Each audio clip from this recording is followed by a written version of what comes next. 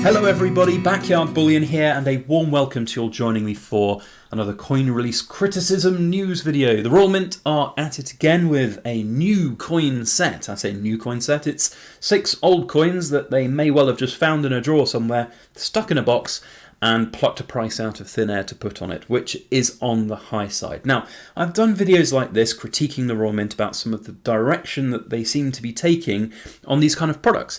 I don't agree with them. I think they are very high priced. I've shown examples of it with price comparisons for various coins. The Pièce de la Résistance is the world bullion coin set, selling at £82.50 per ounce of silver coins for the most awful looking coins that you'll ever see.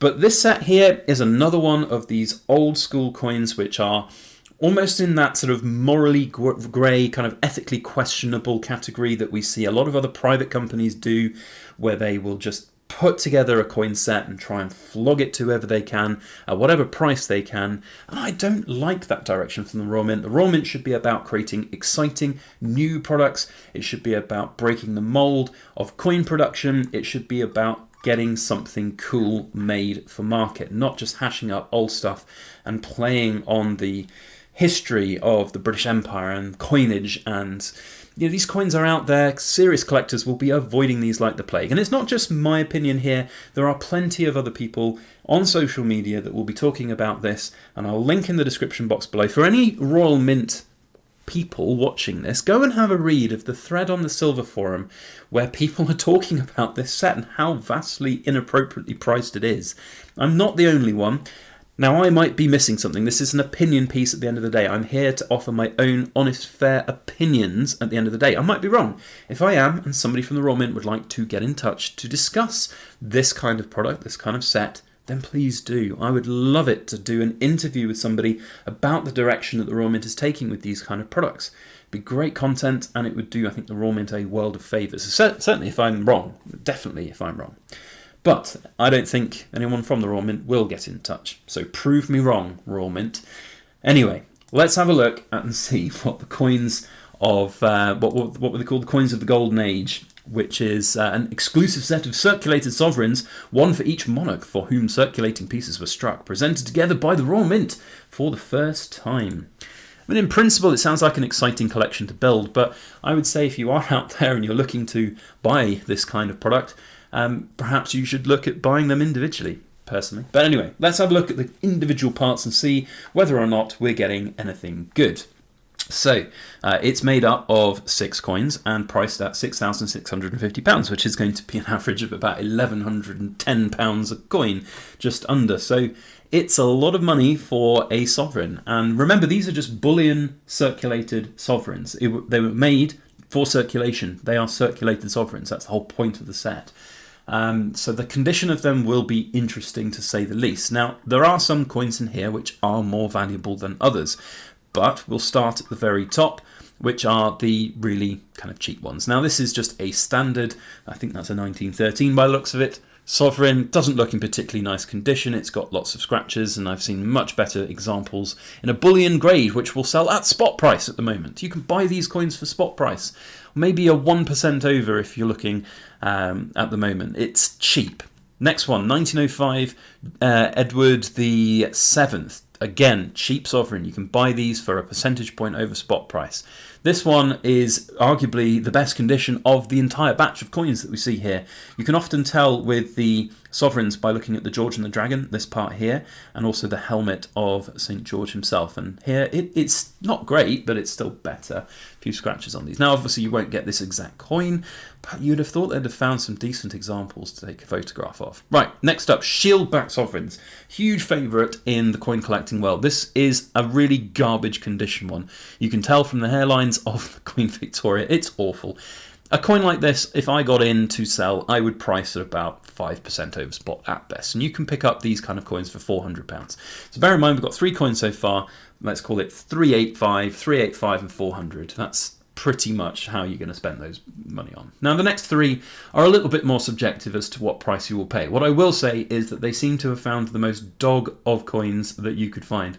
The amount of wear and tear on these coins is unreal. And not great examples of these particular examples of coins. So Let's have a quick look though and see what we can find. I'm going to use eBay. I know everybody hates eBay, but it is actually a really good representation of where things will be. So let's have a look for an 1832 sovereign and see where things go. Now, I never look at the optimistic asking prices. I will instead always go down to the sold items and see where we are. So we've got here a 1832 William IV of Gold sovereign. Not sure that looks like a particularly genuine one, but you know, 840 if it is genuine. Another one here, 847. A very high grade one here for 2,200. We're not going to compare this with a coin like that because you can see the condition is just completely different. So there's not very many examples here on eBay. I think that's pretty much it for those. I think as a general estimate, I would say you're probably looking around, let's conservatively say £800 or £900 at best for that kind of coin. And I think that's quite optimistic if I'm being brutally honest. Next one then, a George IV, 1825. Let's see if we can find one of those here on the old eBay. So here is a full sovereign. Yes, full one. It's a worn one, so it looks in pretty similar condition. 1825. There we go. In fact, it could probably be the exact same coin. Maybe, in fact, the Royal Mint was the one that bought that coin and put it up on their website. £590. So there we have that one there. And then this is going to be the most sought after coin. That actually does look, honestly, pretty good condition. I'll give credit where credit's due. I've seen much worse examples of these. But let's have a quick look and see what an 1820 sovereign might go for. So we've got here a really good example, £2,000. We've got this is an 1817 version. Doesn't look particularly real, but we'll just assume that it is maybe real.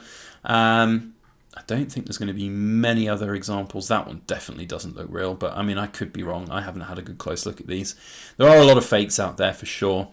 Again, you know, you might be conservatively looking, let's say maybe up to £1,000 for those. So if we have £1,000 for two of the coins, 800 for one, that's 2,800. We add in another 1,000. That's about 3,000. I call it 4,000. I think you'd be getting half decent condition coins. £4,000. I'm struggling to get anywhere close to the 6,500 plus. You do get a free book. So maybe the book's worth £2,500. No, okay, maybe the box. You get a box. No, I don't think. No, the box probably wasn't worth that. So this is where I'm missing things. You see, the pricing here is very strange. So yes, you get my point. There's a bit of satire going on here. Let's see if anybody's. Well, there's 3 available. I'm not entirely sure that they've sold very many of these, but you know, that kind of thing. What did they say? 99 examples of these. Read the full description. Yeah. Well, here you go. We're going to see you don't get those exact years either, so we might be looking at various different years. I think the certain years have different sort of values attributed to them. So yeah, anyway, you get my point. I don't think it's a good set to buy. I don't think it's a particularly well-priced set, and you know, it's just again the direction of the Royal Mint. We've got here. Oh, this is a good one. I love this one. This is another fantastic one to look at. So these are two sovereigns, 2012 with dirty, horrible fingerprints all over it, yuck, and an 1897 veiled head. You can buy both of these coins. Let's go for 400 quid each, let's call it, because why not? And try and be generous. That's 800 quid, and the Royal Mint are charging near 1,500 for it. You know, you get my point. Anyway, look, I've ranted on long enough about this. The Royal Mint, you need to really have a good hard think about what's actually £3,000 for 4 sovereigns. What is this one about? We got the Platinum Jubilee. We've got a strike on the day, is it? So yeah, maybe give a premium to that one. Proof and a Ugh. Anyway, don't buy these sets. Royal Mint, if you want to comment, if you want to do an interview about this, maybe I'm missing something, let me know. Otherwise, I think I've gone on long enough about these. It's not worth it. Not at all. See you next time.